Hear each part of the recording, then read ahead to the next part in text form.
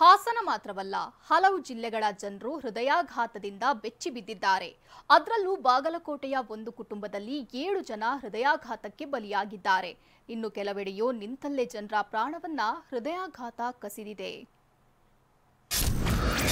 ಒಂದೇ ಕುಟುಂಬದ 7 ಮಂದಿ ಹೃದಯಾಘಾತಕ್ಕೆ ಬಲಿ. 15 ವರ್ಷದಲ್ಲಿ ಕುಟುಂಬದ 7 ಜನ ಕೊನೆಯುಸಿರು. ಇದು ನಿಜಕ್ಕೂ ಹೃದಯ ವಿದ್ರಾವಕ. ಬಾಗಲಕೋಟೆ ಜಿಲ್ಲೆ ಚೌಡಾಪುರ ತೋಟದಲ್ಲಿ ಒಂದೇ ಕುಟುಂಬದ 7 ಮಂದಿ ಹೃದಯಾಘಾತಕ್ಕೆ ಉಸಿರು ಚೆಲ್ಲಿದ್ದಾರೆ.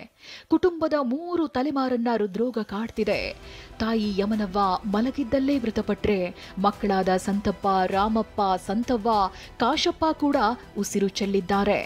ಮೊಮ್ಮಕ್ಕಳಾದ ಯಲ್ಲಪ್ಪ, ಪಾರವ್ವನೂ ಹೃದಯಾಘಾತಕ್ಕೆ ಬಲಿಯಾಗಿದ್ದಾರೆ. ಅಲ್ಲದೆ ಮನೆಯಲ್ಲಿ 4ವರಿಗೆ ಬೈಪಾಸ್ ಸರ್ಜರಿಯಾಗಿದೆ.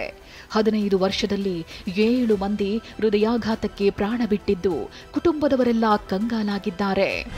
ಒಬ್ಬಳೆ ಬಿತ್ತಾಕ್ ಹೋಗಿ ಅವನು ಬಿತ್ತಿ ಉಂಡು ತಿಂದು ಒಂದಿಟ ಸಂಗಟಕೈತಿ ಅಂದವನ ಗಿಡಕ್ಕೆ ಹೋಗಿ ಕುತ್ತವನ ಸಾತ್ರಿ.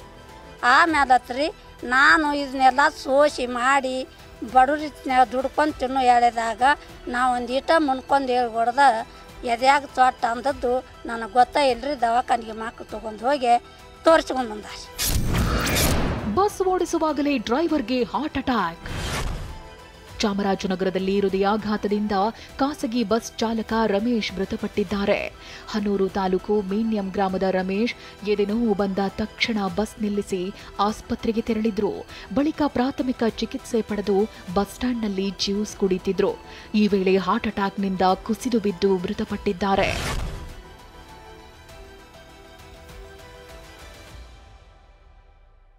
ಕಲಬುರಗಿ ಜಿಲ್ಲೆ ಆಳಂದ ತಾಲೂಕಿನ ಲಿಂಗನವಾಡಿ ಗ್ರಾಮದಲ್ಲಿ ಹೃದಯಾಘಾತಕ್ಕೆ 35 ವರ್ಷದ ಸಂತೋಷ್ ಇಂಡಿ ಮೃತಪಟ್ಟಿದ್ದಾರೆ.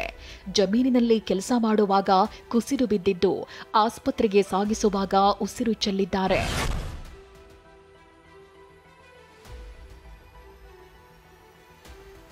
ನಿನ್ನೆ ಎದೆನೋವೆಂದು ಚಿತ್ರದುರ್ಗದಿಂದ ಬೆಂಗಳೂರಿನ ಜಯದೇವಕ್ಕೆ ಬಂದ ಉದ್ಯಮಿ ವೀರಭದ್ರಪ್ಪ ಅನ್ನೂರು ಕೂಡ ಪ್ರಾಣ ಬಿಟ್ಟಿದ್ದಾರೆ.